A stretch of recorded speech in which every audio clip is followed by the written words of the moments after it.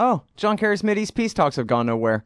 Hey, I'll Scott Horton here for the Council for the National Interest at councilforthenationalinterest.org. U.S. military and financial support for Israel's permanent occupations of the West Bank and Gaza Strip is immoral, and it threatens national security by helping generate terrorist attacks against our country. And face it, it's bad for Israel, too. Without our unlimited support, they would have much more incentive to reach a lasting peace with their neighbors. It's past time for us to make our government stop making matters worse. Help support CNI at councilforthenationalinterest.org. All right, y'all, welcome back to the show. I'm Scott Horton. This is my show, The Scott Horton Show. ScottHorton.org is the site. And our first guest on the show today is Karen Greenberg. She's director of the Center on National Security at Fordham Law and a Tom Dispatch regular. She's the editor of The Torture Debate in America and co-editor of the Torture Papers, The Road to Abu Ghraib. And she's the author of The Least Worst Place, Guantanamo's First 100 Days. And she's got this piece. It's at TomDispatch.com, the great Tom Engelhardt site, and it's running under Tom's name here at antiwar.com today. Abu Ghraib never left us. Welcome back to the show. Karen, how are you doing? I'm doing good. Thanks so much for having me back. Well, I'm very happy to talk with you again, and I think this is a really great piece of work that you put together here. Thank you.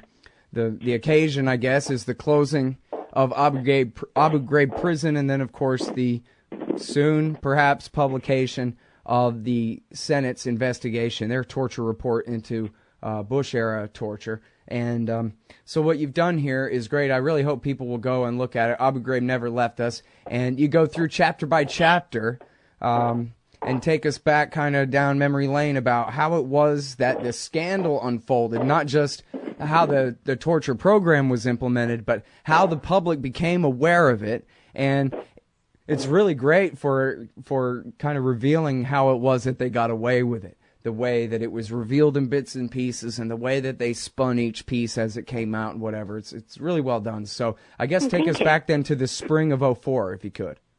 Yeah, I mean, the spring of '04, late April, early May, was when we found out, both on television, where you could see the photographs, and in Seymour Hersh's New Yorker piece, that there had been incidences of abuse and torture at Abu Ghraib prison. And the interesting thing about this, at least to me, was that I think many of us who were alarmed by the stories thought as soon as they were exposed, it would be corrected, and the people who did them would be sent home in some way or shape or form, or punished. But instead, the administration chose a tactic of, at first, denying that this was any kind of policy. Instead, they said, well, these are rotten apples, these are rogue players, this has nothing to do with a policy. And then bit by bit, as memos authorizing the torture appeared, as reports from internal to the government appeared, as reports internal, particularly to the military, appeared, it was apparent that this was more than just some rotten apples, as they had called them. And so that's the debate we began with. And what happened after that was that as it became more revealed in the public, the Bush administration finally said that they'd done it, that they were no longer going to do it, but that it had been immensely valuable and that American national security had been preserved because of it. And so, they piece by piece, as you said, spun out the story until essentially they embraced it.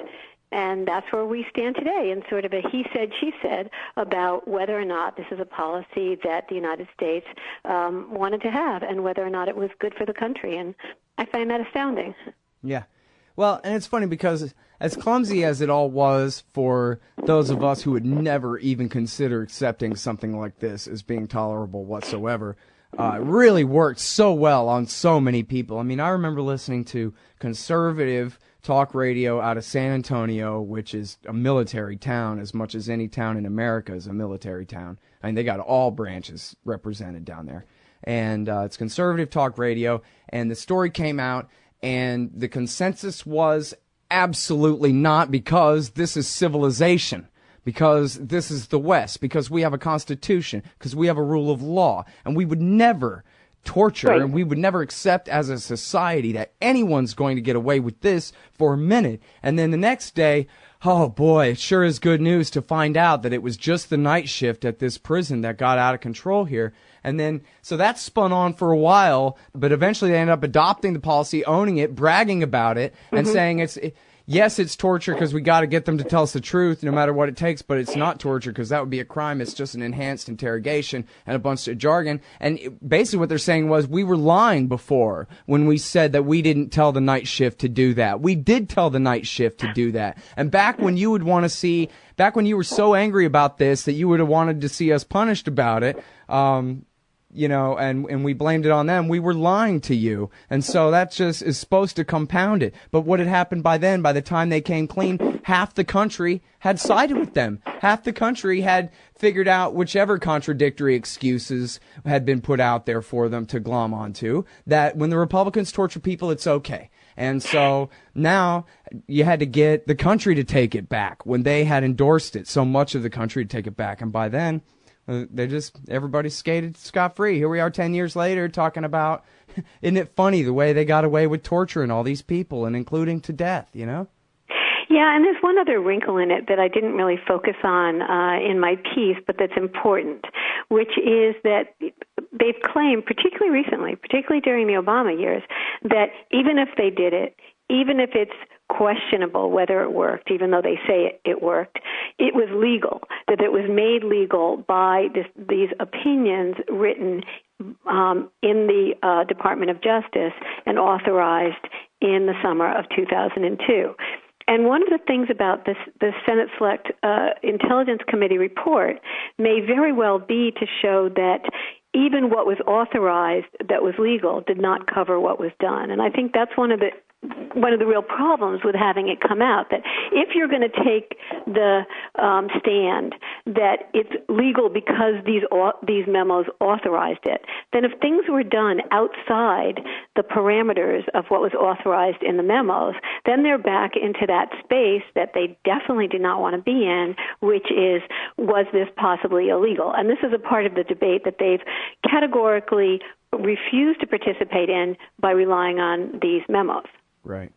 Well, and this is where, as is always the case when law comes up against politics, it has to, the politics have to enforce the law. In other words, if the Republicans, if the conservatives of America had absolutely refused to accept the legitimacy of the Bush torture program, then probably not the president or the vice president, but, you know, maybe Judge Bybee, somebody would have gone to prison for this, right?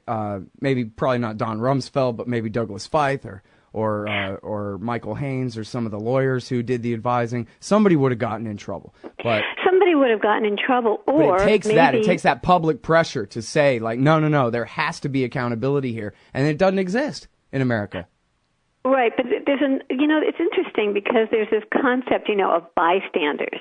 In addition to the people who actually knew about the program, which is a small group, many of whom you just named, there were a lot of other people who knew about it but were not necessarily in the chain of command that had official authority for it. And even if they were, quietly raised objections, but then didn't do anything beyond that. And in a way, I find those people just as disappointing and infuriating as the ones who did it. I think they're culpable because if nobody's going to come out and resign, or like with surveillance, look, people resigned. Top officials in the government threatened to resign. The current director of the FBI, Jim Comey, over the surveillance program, that warrantless surveillance on Americans that was illegal.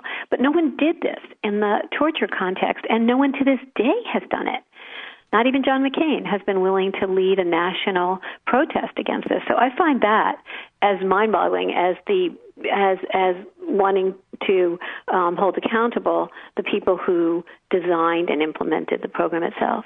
Right. Yeah, I think you mentioned in your article, it's your article that I read, right, where you cite John Rizzo's book as saying that Michael Chertoff at the Department of Justice, before he was the head of Homeland Security, he was asked to sign off on this. Instead, he just got up and walked out of the room without saying anything? Well, apparently he said they asked him for preemptive immunity for anybody who would participate in this or authorize it, and he said no. And then saying that he had tickets to something that night, he just walked out of the room, yeah. Mm-hmm. So, yeah, that would be an example. But also Colin Powell, Secretary of State, four-star general, who wrote a memo early in 2002 saying, look, it's not a good idea to bypass the Geneva Conventions. There could be repercussions to this. We don't need this for our interrogations, etc. He had a hunch, if he didn't know, and could have gone further than he did and didn't. Wrote the memo and walked away from the issue, essentially. Right. Well, and he's got his own Bureau of Intelligence and Research, so if anything, they know what the CIA and the FBI are up to when it comes to interrogations. I would imagine. And those are some more people who didn't rat either, right? Ali Soufan and the FBI guys, they were as frustrated as could possibly be, they told us years later, that the CIA came in and tortured their suspects. Well, more important, the director of the FBI, who in a way that we have to respect, pulled his people, including Ali Soufan, out of the interrogations that were going to be done by the CIA once they figured out that these techniques were being used. But again, that's one step shy of saying, of making it public. Look what's happening in our name. Look what our policy is. And so I think this really is important to deal with now that it's behind us, now that 9/11 is far enough in the past that we can address this perhaps with a more rational head. Right. All right, everybody, we're talking with Karen Greenberg. She's the director of the Center on National Security at Fordham Law School, and she's a Tom Dispatch regular. We're talking about this piece, Abu Ghraib Never Left Us. It's under Tom Engelhardt's name today at antiwar.com, and of course is at tomdispatch.com. And when we get back, more on the Detainee Treatment Act, torture continuing under Obama, et cetera, et cetera, et cetera. Hang tight.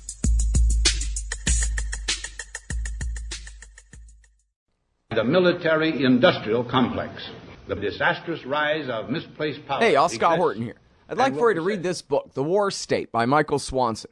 America's always gone to war a lot, though in older times it would disarm for a bit between each one. But in World War II, the U.S. built a military and intelligence apparatus so large it ended up reducing the former constitutional government to an almost ceremonial role and converting our economy into an engine of destruction.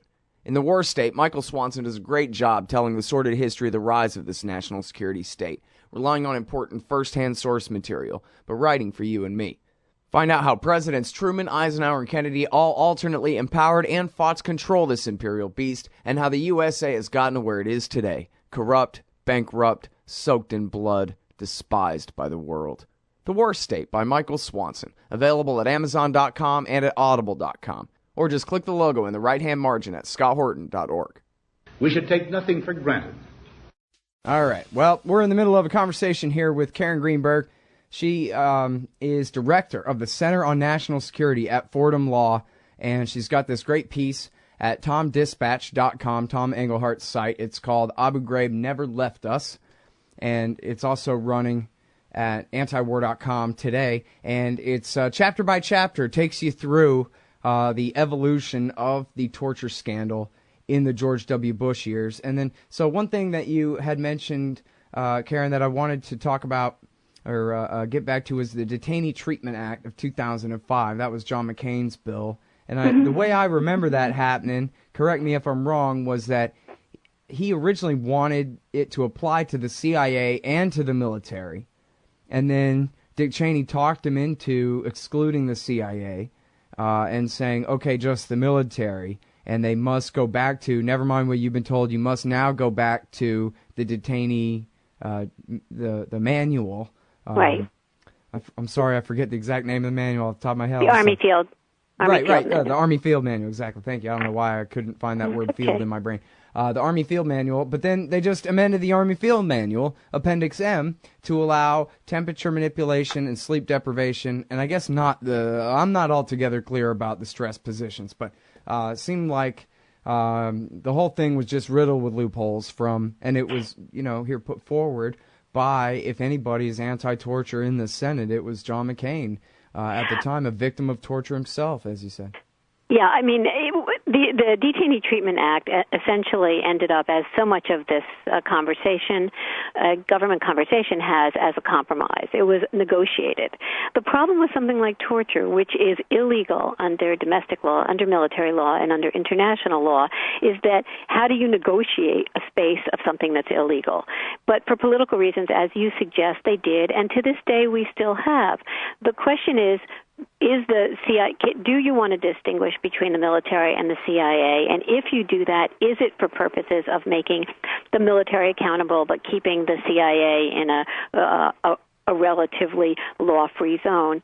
And I think that is a question that still remains with us today. Remember that some of the lower-level people, those people who were caught in the pictures at Abu Ghraib, were held accountable, were punished, were sent to jail for jail sentences in the military. So there was an intense focus on separating what happened in the military and what happened in the intelligence community. In some ways, that makes sense. As the 5 or 6 first official military reports that came out about Abu Ghraib indicated, the military was not read into the policy or involved in the policy the same way that the intelligence community was, whether it was contractors, CIA people, or foreigners who were hired to do this interrogation. And so it's still a very murky zone. The Detainee Treatment Act was much too much of a compromise very early on, but it set the scene for what we live with today. Yeah, well, and as far as that, I mean, the guys, the people who were prosecuted at Abu Ghraib, none of them were even the rank of even a non-commissioned officer, right? All the officers got away, and all the intelligence guys who had told them, soften these prisoners up for us, go ahead and get them, right, 3/4 of the way tortured for us so that, we can get in and out of here and back to base in time for dinner, I guess. I don't know. All those people got away with it, right? Right. I mean, never even mind the administration and Donald Rumsfeld and the whole organization in charge, but even at Abu Ghraib, nobody with a single stripe actually got in trouble. Correct. That's unreal. I mean, really. It's been the same story from the very beginning, and I think one of the pernicious narratives that exists now is this is so much in the past, let's just move on and keep it behind us. And this is a narrative that President Obama has embraced from his earliest days in his presidency. And in retrospect, it doesn't seem to me to be a good one, because it's not just about getting the bad guys and proving that justice will out and you can't overstep these lines. It's not just about that. It's that if people are not held accountable, then it lies out there as a potential option in the future.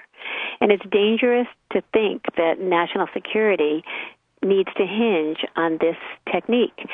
So it has repercussions, and they may be repercussions that compromise not just our legal system, but that compromise our national security. And that's the issue. We haven't been able to get to that part of the debate because there's a freeze on asking about accountability. And it's why it's so important that the summaries of the Senate Select Committee on Intelligence come out, and sooner rather than later. They've said it will take about a month to get them out. It'll probably take longer now because it's been being vetted through the White House and through the CIA.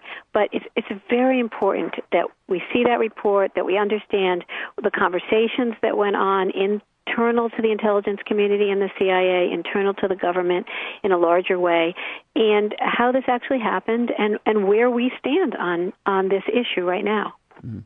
Well, they even say, remember when Obama first came into power in 2009, they said, at first he was going to publish more pictures, and then they decided not to, and the reasoning was because this would generate blowback against us. Right. So all the arguing that, sometimes the information we get out of the people isn't a lie and it becomes useful, and they try to quibble about that. I don't know if they have any actual examples or not. I don't think I've ever really heard one. But they completely leave out the costs anyway. What if you, torture somebody into stopping one bombing, but you recruit 10,000 new jihadists against you when they find out about what you did to that guy, a little ways down the line here? And there's a real good real-world example of this, too, was pseudonymous Matthew Alexander, who was an interrogator, non-torture interrogator, military interrogator in Iraq, said that any time that he interviewed foreigners who had come to Iraq, Saudis, Libyans, Syrians, Jordanians, etc., who had come to Iraq to fight on the side of the Sunni-based insurgency against the Americans, he asked them, well, what made you decide to do this? It wasn't, well, my religious beliefs became very extreme and then I came to fight you. It was, I saw the pictures of Guantanamo and Abu Ghraib prison, and I said, I'll be damned if this is going to happen on my watch. Just the same way Americans joined up when they attacked our towers to go and fight innocent people who had nothing to do with it. They saw those pictures of Abu Ghraib, and they went to Iraq to join up in the war on the other side, and that got American soldiers killed by nobody knows the exact numbers, but by quite a lot, and helped to grow that entire Sunni jihadist movement in the Sunni provinces of Iraq that is now spread on to Syria and Libya and continued to destabilize the entire Middle East. Right. The issue of blowback, which began to be articulated with the opposition to Guantanamo, then to the revelations of Abu Ghraib, went on to become important to the surveillance issue that we're living with today, and also to the drone issue. And eventually, all of these things pile up on top of one another, and the blowback of 10 years ago is now magnified to the extent that it's something we have to deal with on all different levels. Now, other Scott Horton, the heroic anti-torture international human rights lawyer, he was on the show back a couple of weeks ago, and he said he has it from unnamed sources, but apparently he sure trusts them, that there are more homicides in this CIA torture report. So far, we know for a fact of 2, and this guy Gull, I think, is one that we already knew about, who was frozen, died of hypothermia at the salt pit torture dungeon outside of Kabul in 2002, I think 2002. But other Scott Horton says he hears that there are, some number of other homicides in there. And I wonder whether you think that this report, what declassified portion of it is ever released, whether you think that that'll really be enough to make a change and go ahead and look backwards and get some accountability on this issue. It's a very good question, and I'm not hopeful about a lot of things, but I am hopeful that this report, in whatever shape it's released in, is going to confirm things we suspected and tell us things we didn't know. And what the nature of those things are, I really don't know, but I think they're all going to be important. Yeah.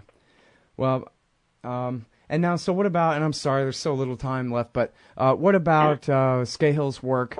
And for that matter, Eli Lake, it seemed plausible. Yep. They both reported on secret American-run torture prisons in Somalia. And, of course, in Afghanistan, they've continued to house prisoners outside of the Geneva Conventions, right? Or at least under Appendix M.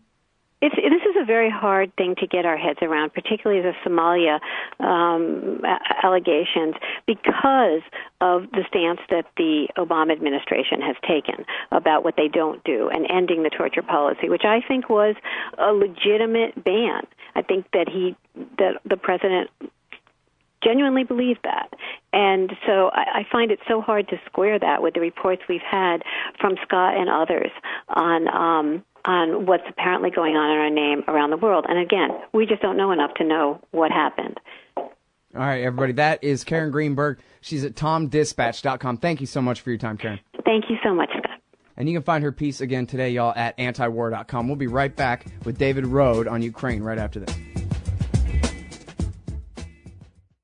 You hate government? One of them libertarian types? Or maybe you just can't stand the president, gun grabbers, or warmongers. Me too. That's why I invented LibertyStickers.com. Well, Rick owns it now, and I didn't make up all of them, but still, if you're driving around and want to tell everyone else how wrong their politics are, there's only one place to go. LibertyStickers.com has got your bumper covered. Left, right, libertarian, empire, police, state, founders, quotes, central banking. Yes, bumper stickers about central banking. Lots of them. And, well, everything that matters. LibertyStickers.com. Everyone else's stickers suck.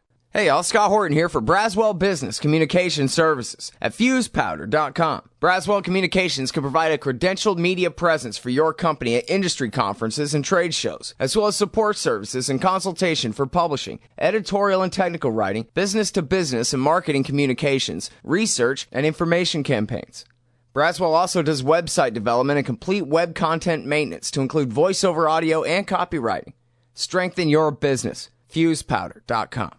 Hey, y'all, Scott Horton here for cashintocoins.com. So you want to buy some Bitcoins? Cashintocoins.com makes it fast, easy, and safe to get Bitcoins. Just deposit the money into their account at any of the major banks they support, and then just email them a picture of the receipt and your Bitcoin address, and you get your Bitcoins. Almost always the same day it clears. In a tough, competitive new market, cashintocoins.com has the advantage. A great system and great customer service to keep you coming back. That's cashintocoins.com. Just click the link in the right margin at scotthorton.org. Hey, you own a business? Maybe we should consider advertising on the show. See if we can make a little bit of money. My email address is scott@scotthorton.org.